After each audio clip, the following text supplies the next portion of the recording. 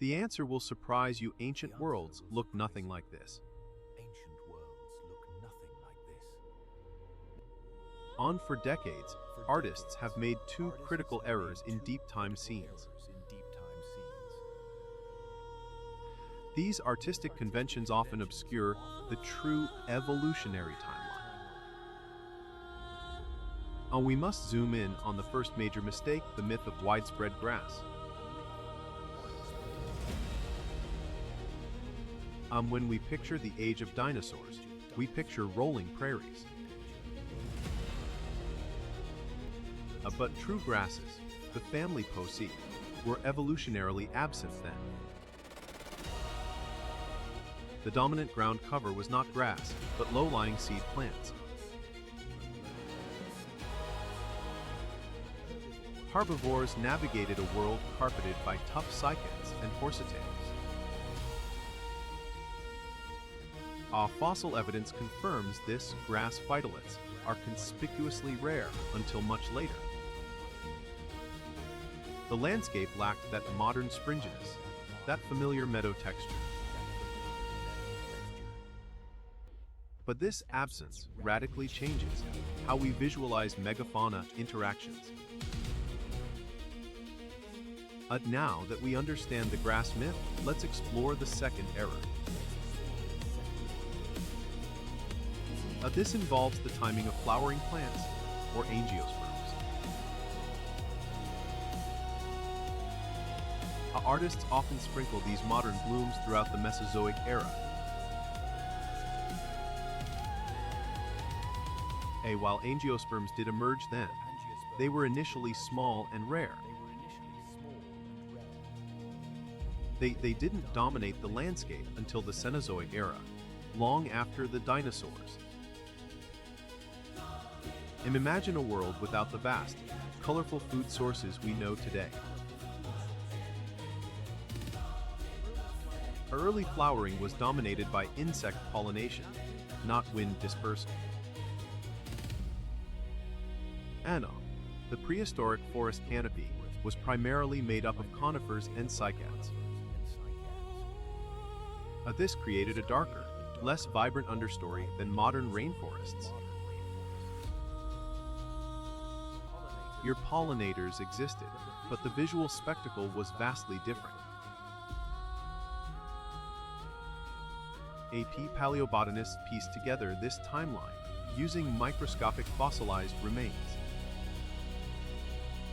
These preserved structures act as immutable markers of evolutionary shifts. An understanding these markers corrects the perceived chronology of life. A scientifically accurate scene replaces meadows with low-lying scrub. The great reptiles navigated a world visually less colorful, yet complex. These botanical errors often stem from projecting modern ecological norms backward. Pollinators co-evolved with the flowers they needed for survival. Seeds and spores were the primary methods of dispersal for elms.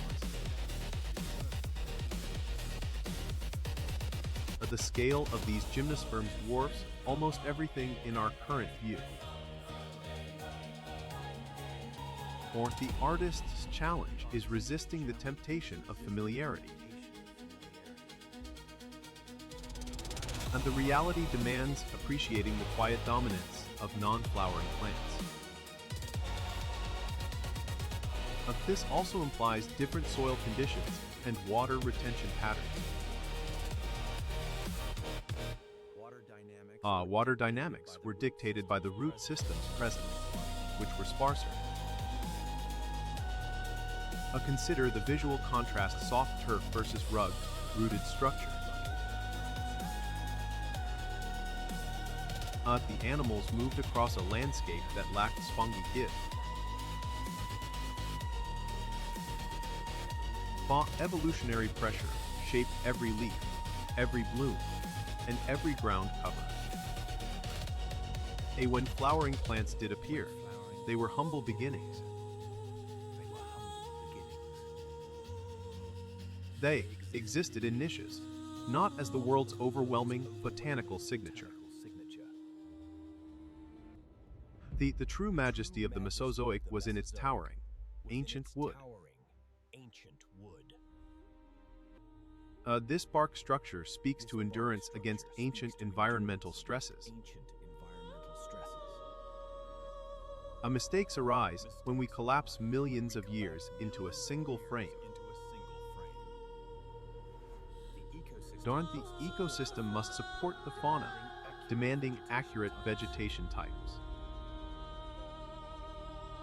Periods of upheaval tested the resilience of these early plant communities.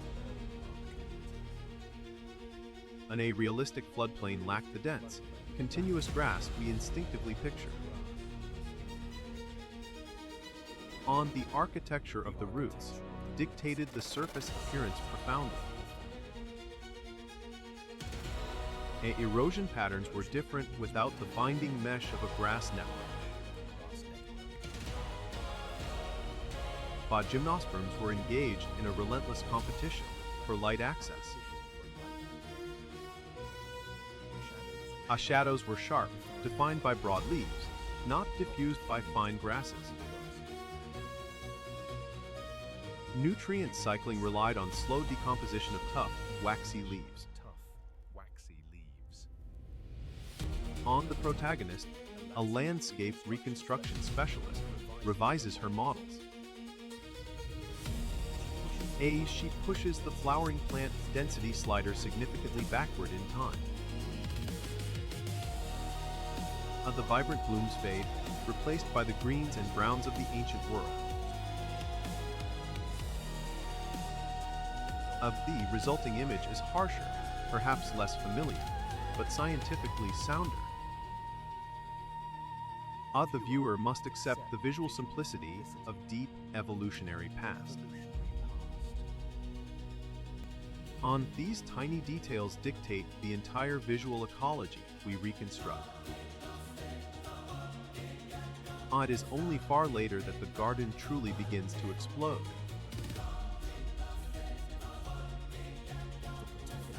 The protagonist grows in understanding, correcting the narrative for future generations.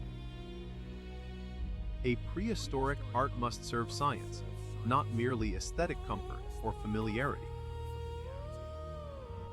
But only by rejecting these two myths can we truly appreciate deep time's reality.